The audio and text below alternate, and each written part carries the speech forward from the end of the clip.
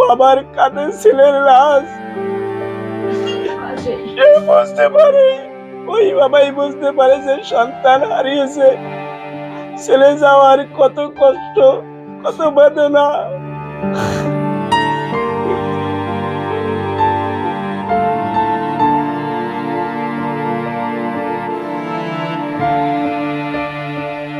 আমার ছেলে আমারে তো বলে না যে মা তুমি কি খাবা তোমার।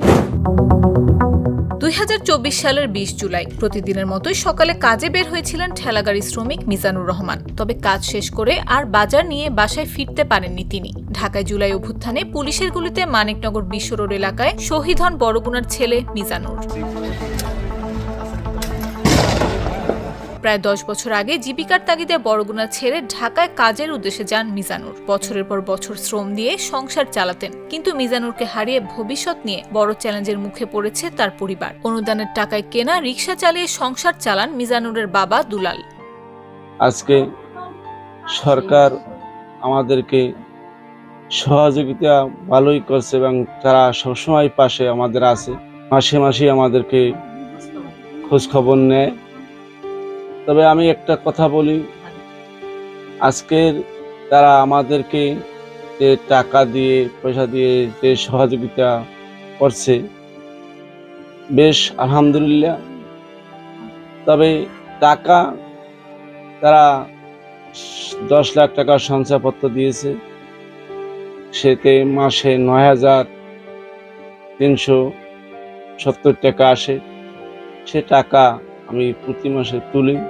আমার ছেলে আমার ঢাকা থাকতো, ঢাকা ঘুরলে আমার লোকে অনেক কিছু পাঠাইতো, আমারে মাসে মাসে টাকা দিত। এখন তো আমার ছেলে আমারে তো বলে না যে মা তুমি কি খাবা। গ্রামের বাড়িতে নিজেদের কোনো ঘর না থাকায় 2 ছেলে মেয়ে নিয়ে দেবরের বাড়িতে থাকেন মিজানুরের স্ত্রী। স্থায়ী মাথা গোজার ঠাঁই আর একটি চাকরির দাবি তার। আমার একটা স্থান যদি হইতো, যে না একটা কাজ হইতো, যে না এই জায়গা দিয়ে আমি কিছু টাকা ইনকাম করতেছি, মাসে সেটা আমার আসবেই, এরকম একটা যদি কর্মস্থান সরকার থেকে আমার দেওয়া হইতো আমার খুবই ভালো হইতো। বা আজকে ছেলে মেয়ে নাই, দেওরের বাসায় আসি, থাকার কোনো স্থান নাই। আজকে শ্বশুর শাশুড়ি আছে, তাদের সাথে তারা যে কয়দিন আছে সে কয়দিন, তারপর যদি তারা মারা যায় তখন আমার স্থান কই, আমার সন্তানের স্থান কই হবে, কোথায় আমি সন্তান নিয়ে দাঁড়াবো।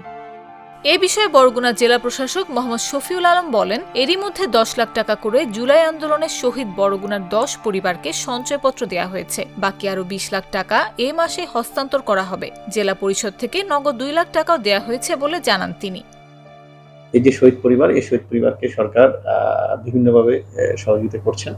সহযোগিতার অংশ হিসেবে আমরা প্রায় তাদের পরিবারকে ইতিমধ্যে 10 লক্ষ টাকা সঞ্চয়পত্র হস্তান্তর করেছি। বাকিটাও এই মাসের মধ্যে হস্তান্তর করা হবে।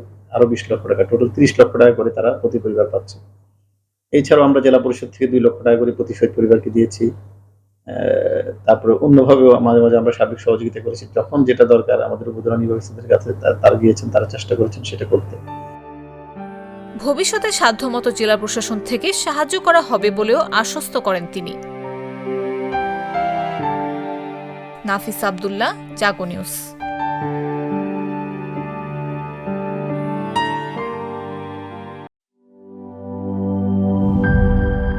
বান্ডেল থাকলে প্রতি সেনমানিতে টাকা বাঁচবে। বিকাশ সেনমানি বান্ডেল কিনে জিতুন প্রতি লেনদেনে।